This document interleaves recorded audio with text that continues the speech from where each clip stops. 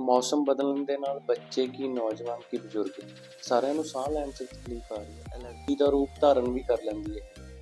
ਕੀ ਇਹ ਸਮੱਸਿਆ ਕੀ ਹੈ?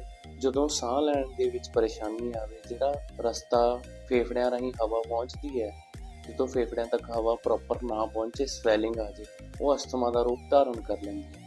ਲੱਛਣ ਕੀ ਨੇ? ਛਾਤੀ 'ਚ ਜਕੜਨ ਆ ਜਾਣੀ, ਸਾਹ ਲੈਣ 'ਚ ਪਰੇਸ਼ਾਨੀ, ਥਕਾਨ ਹੋ ਜਾਣੀ, ਇਨਫੈਕਸ਼ਨ ਬਾਰ-ਬਾਰ ਹੋਈ ਜਾ ਰਹੀ ਹੈ ਬੰਦੇ ਨੂੰ।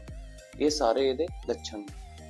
ਪਰਹੇਜ਼ ਕੀ ਨੇ? ਪੈਕੇਜ ਫੂਡ ਨਹੀਂ ਖਾਣਾ, ਠੰਡੀ ਚੀਜ਼ ਨਹੀਂ ਖਾਣੀ, ਅਲਕੋਹਲ ਨਹੀਂ ਪੀਣੀ, ਜ਼ਿਆਦਾ ਤਲੀਆਂ ਹੋਈਆਂ ਚੀਜ਼ਾਂ ਨਹੀਂ ਖਾਣੀਆਂ। ਇਹਦੇ ਵਿੱਚ ਜੇ ਬਲਗਮ ਵਾਲੀ ਖਾਂਸੀ ਆ ਰਹੀ ਹੈ ਤਾਂ ਅਵੋਇਡ ਕਰਨੀਆਂ ਇਹ ਚੀਜ਼ਾਂ।